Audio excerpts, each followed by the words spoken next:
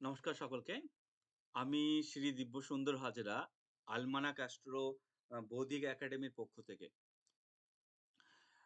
আজকে আমি আপনাদের সামনে দশা লগ্ন থেকে দিব্য ভাব বিচার পদ্ধতি কিভাবে প্রেডিক্ট করা যায় সে সম্পর্কে আলোচনা করব। তার আগে জানিয়ে রাখি আগামী ১লা জানুয়ারি ২০২৬ সাল থেকে আমাদের আলমানাক অ্যাস্ট্রো বৈদিক একাডেমিতে নতুন জ্যোতিষ সম্রাট কোর্সের কিন্তু সেশন স্টার্ট হচ্ছে। ইতিপূর্বে অ্যাডমিশন শুরু হয়ে গেছে। আপনারা যারা ভর্তি হতে ইচ্ছুক ডেসক্রিপশনে ফোন নাম্বার এবং সিলেবাস দেওয়া থাকবে, আপনারা যোগাযোগ করতে পারেন।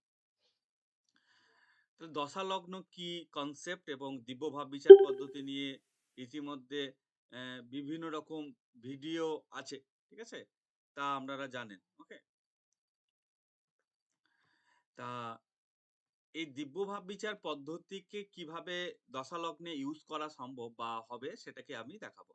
তা প্রথমত যেহেতু দশা লগ্নের কনসেপ্টের কথা বলা হচ্ছে, তাহলে আমাদেরকে দশা কি চলছে এটাকে ইম্পোর্টেন্স দিতে হবে ১ম এ। ঠিক আছে?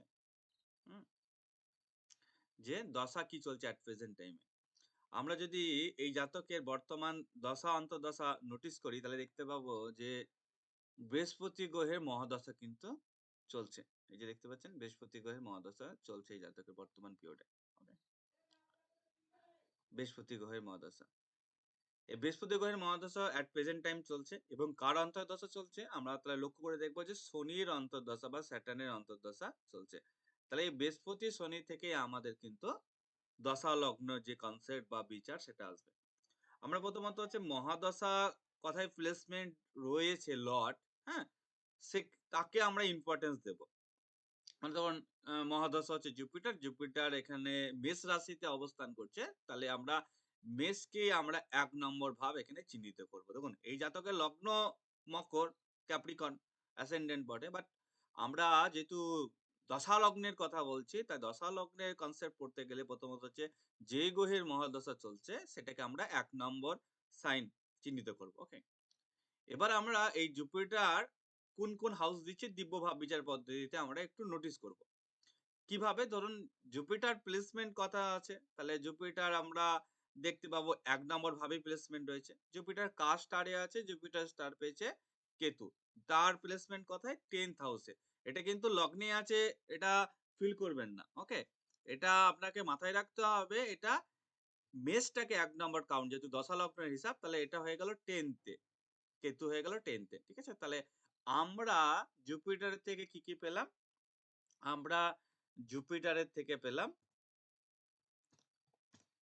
1 and 10th। ঠিক আছে? জুপিটার থেকে পেলাম আমরা 1 আর 10। ওকে? এবার হচ্ছে স্যাটার্ন বর্তমান পিরিয়ডে অন্তর্দশায় চলছে। তাহলে স্যাটার্ন থেকে কি পাবো? সেটার জন্য আমরা দেখব যে স্যাটার্নের প্লেসমেন্ট কোথায়? স্যাটার্নের প্লেসমেন্ট সেম ১ নম্বরেই আছে। স্যাটার্ন কোথায় মানে কার স্টারে আছে? স্যাটার্ন স্টার পেয়েছে শুক্রের। হুম? সেই শুক্র হচ্ছে 2nd আর 7th হিসাবে, হ্যাঁ? দশালগ্ন সাপেক্ষে 2nd আর 7th। তাহলে এখানে স্যাটার্ন কোন হাউসকে দেখাবে দশালগ্ন সাপেক্ষে? স্যাটার্ন দশালগ্ন সাপেক্ষে এখানে দেখাবে 1st R 2nd and 7th। হুম? এবার খুব সহজ বিষয়। আমি গতকালকেই দিব্য ভাব বিচার পদ্ধতিতে বিবাহর ক্লাস করানোর সময় 10th আসা সম্পর্ক নাশের জায়গা বলেছি। ১ম কর্মের স্থান বা কর্মের জায়গা। তাহলে এই যে বৃহস্পতির মহাদশা যেটা ২০২২ সাল থেকে স্টার্ট হয়েছে এবং দীর্ঘ ১৬ বছর চলবে, সেখানে 1 আর 10th এর ইমপ্যাক্ট আমরা সবথেকে বেশি দেখতে পাবো। কোন ব্যক্তির জীবন এবং কর্ম।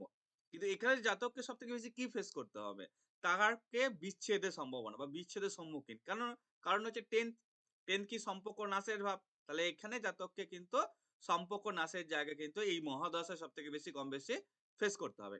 এই বৃহস্পতি এবং শনির দশা অন্তর্দশায়, কারণ আমরা জানি যে খালি মহাদশা একত্রভাবে ফল দিতে পারে না। মহাদশা এবং অন্তর্দশা সম্মিলিতভাবে তার রেজাল্টটা ডেলিভার করতে পারে। ওকে? তাহলে শনি কি দেখাচ্ছে? ১, ২, ৭। 1 হচ্ছে কমন। তাহলে ব্যক্তির জীবনে প্রতিষ্ঠা এবং অগ্রগতির জায়গা বা অপরচুনিটির জায়গা এই দশা অন্তর্দশায় নির্দেশ করছে। ২ আর ৭ এসেছে। আমরা জানি যে 2nd আর 7th হচ্ছে মারক হাউস। আপনারা যদি আমার ফলিক জ্যোতিষ বইও দেখেন ২ আর ৭ কে এবং দিব্য ভাব বিচার পদ্ধতিতে ২ আর ৭ কে কিন্তু যথেষ্ট পরিমাণ নেগেটিভ বলা হয়েছে এবং সেই সময় মানসিক চাপ বা প্রেশার এটা ফেস করতে হবে। কোথা থেকে ফেস করতে হবে যেহেতু পূর্বে আমরা ১০ পেয়েছি তাহলে একটা হচ্ছে কর্ম অথবা সম্পর্ক নিয়ে। যেহেতু 7 নির্দেশ করছে 7 আমাদের বিবাহের ভাব ডাইরেক্টলি। তাহলে আমরা বলতে পারি যে বৃহস্পতির মহাদশায় শনির অন্তর্দশায় জাতককে অতি অবশ্যই বিবাহ সংক্রান্ত বিষয় নিয়ে সমস্যার সম্মুখীন হবে এবং এই সময় তার বিচ্ছেদ বা কোন রকমভাবে সম্পর্ক থেকে সমস্যা বা প্রবলেম নির্দেশ করছে। তবে এই বৃহস্পতির মহাদশায় শনির অন্তর্দশায় এটিও নির্দেশ করছে জাতকের কিন্তু অর্থনৈতিক এবং কর্মে উন্নতি রয়েছে। তাহলে দেখুন খুব সহজে দশালগ্ন সাপেক্ষে দিব্য ভাব বিচার পদ্ধতির মাধ্যমে আমরা কিন্তু তাকে এটা প্রেডিক্ট করতে পারি এবং দেখবেন তার জীবনে এই এক্সাক্ট যেটা বলছেন সেই ঘটনাটাই ঘটছে। ওকে? এবার একটা বিষয় হচ্ছে যেটা গত দিনের ভিডিওতে আপনারা লক্ষ্য করেননি, যে কারণে অনেকেই WhatsApp এ ইনবক্সে করেছিলেন যে, এটা রাশি কুণ্ডলী কিনা? আপনারা যদি গত ক্লাসের যে ভিডিও আছে, দেওয়া আছে, সেখানেও যদি নোটিস করেন, সেখানেও কিন্তু দেখবেন ভাবের কুণ্ডলীর কথা ওখানে লেখা আছে।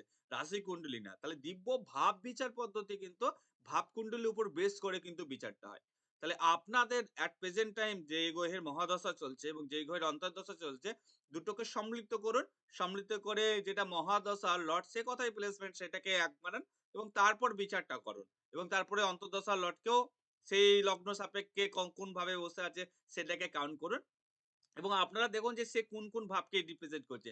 দেখবেন এট প্রেজেন্ট টাইম এ আপনার সেই ভাব সংক্রান্ত বিষয়ে দিব্য ভাব বিচার পদ্ধতিতে যা রেজাল্ট দেওয়ার কথা সেগুলাই আপনি কিন্তু জীবনে পাচ্ছেন।